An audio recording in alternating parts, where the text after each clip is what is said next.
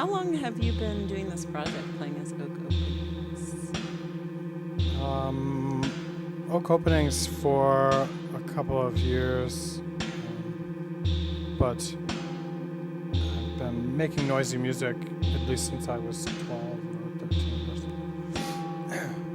What was it like when you were 12 or 13? What were you doing? We putting together noisy things on cassette tapes, and I don't know. We had a sort of goth band, and the goth band sort of merged into more industrial and that sort of thing. By the time I was 16, 17 or so, that was what we were doing.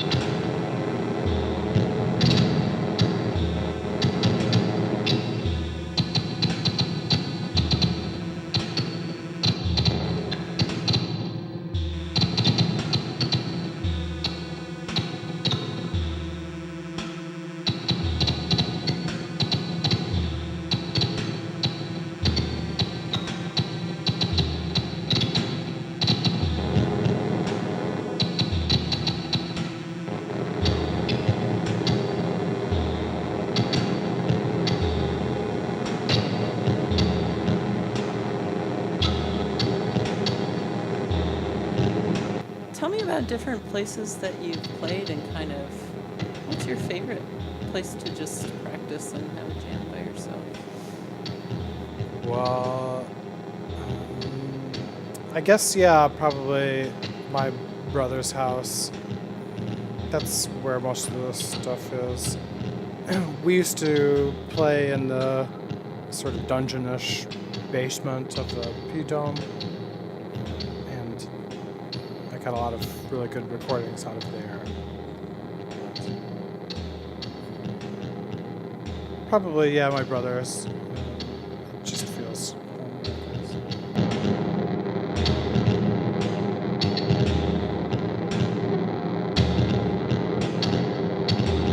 Could you tell me about your favorite show that you've ever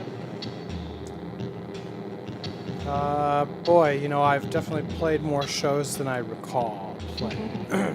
And there was one where I think either I was opening for or playing after American Mars, and my band, the Beta Males, were playing. And although the show went really well, I was a drinker at the time, and I was just hammered. And my friend, Doc, actually at one point was holding me on the drum set as I was playing it because I was so wasted. So that gig definitely stands out in my memory anyway. As I'm sort of, I don't know what about it was kind of essential of the era for sure. But I guess it wouldn't have been a recent gig at all, but I played at the Totally Awesome House with my, it was like a disco, new wave, no wave kind of band called Interiors. And we played at the Totally Awesome House, and the people, there was the whole front room was totally filled with people, and so was the sort of kitchen area, and they were dancing so much that I could actually feel the house moving underneath me as I was playing the drums, the drum beat that they were dancing to. It was, that maybe stands out in my memory as one of my favorite gigs, probably. I used to be a singer of a hardcore band back around 2000, and we played Hash Bash. And I looked like, I had more hair around 2000, and my hair was probably bright red, like fire engine red, and I was wearing a leisure suit that of different, like the American colors, right? Blue, powder blue leisure suit jacket and pants, and red and white striped shirt, I think. And the band was called Happiness, and it was great hardcore. I could never play as good as the boys who were in the band.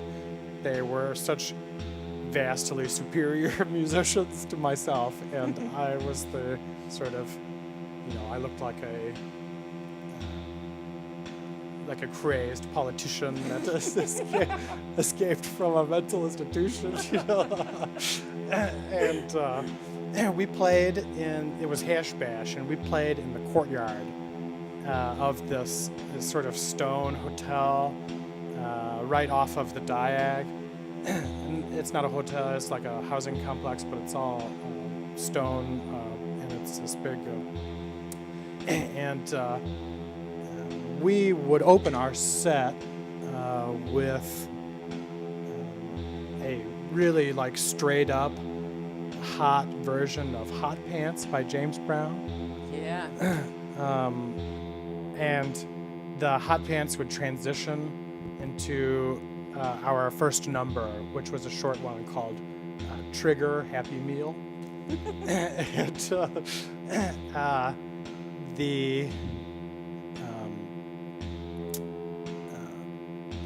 so we're playing Hot Pants, and I'm singing Hot Pants or whatever. I could do a good James Brown at the time. Uh-huh. And wait, let's see real quick. No, I can't. Not now. God, that's another story altogether. But actually, I'll come to that. My heavy metal career was ruined by accident, actually. But so we began with Hot Pants, and we're rocking, and when it sort of, there's the bridge part of Hot Pants, and the bridge transitions into the death metal, which is or a hardcore, which is what it became. And I pull out a bag of McDonald's, and I'm the first lyrics of the song, like I'm cramming the McDonald's in my mouth as I'm howling like to this hardcore music.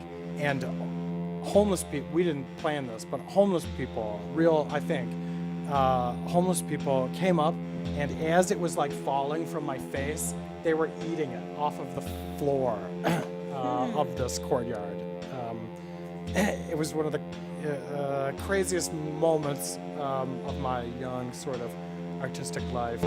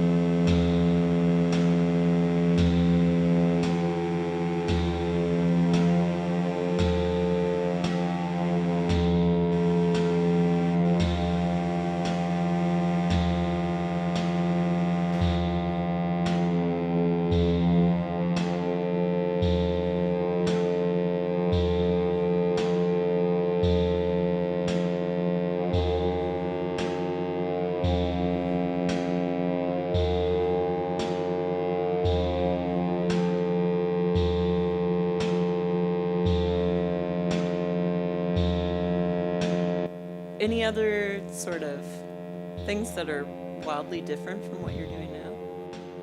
I was in many wildly different projects over the years. I guess, I mean, I was in an oi punk band called Canned Haggis, where we played one of those scooter and like souped up hot rod parties, out in the woods. I remember playing, and that sounds amazing. It was I wanna crazy. go to that party. And forgive the horrific expression, but I stood out like a bloody diaper. I mean, I had nobody to talk to whatsoever.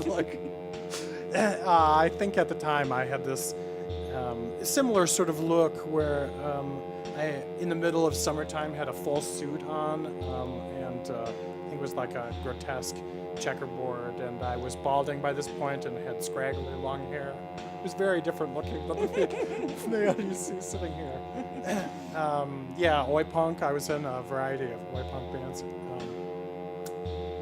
and I was in death metal. I played the drums for a few death metal bands.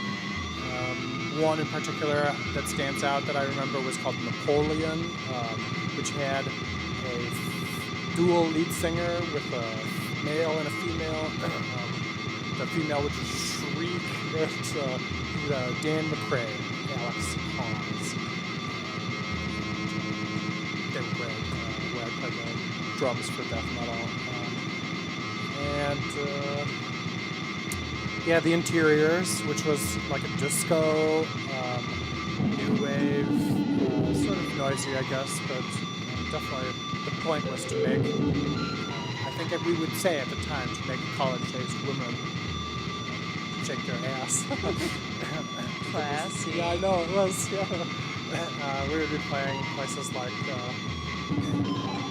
what's it called? The Chill and Mingle in Hamtramck was this horrifying, like a furnished, like somebody's dad's furnished basement, but was a bar in Hamtramck. It had the charm of that, and we would play these, like abstract disco concerts there. The latter half of the aughts, 07, 08, something like that.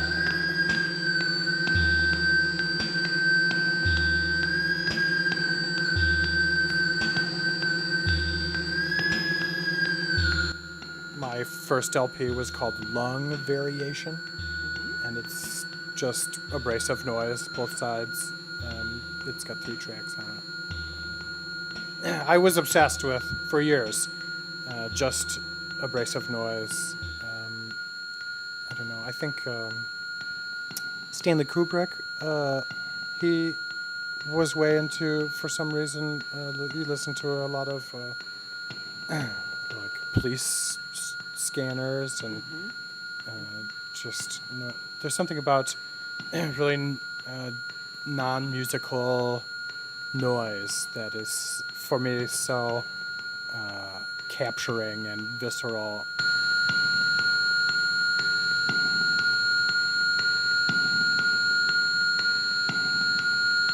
There's something about filling the space and sort of pointed attention, it's inescapable out of your consciousness.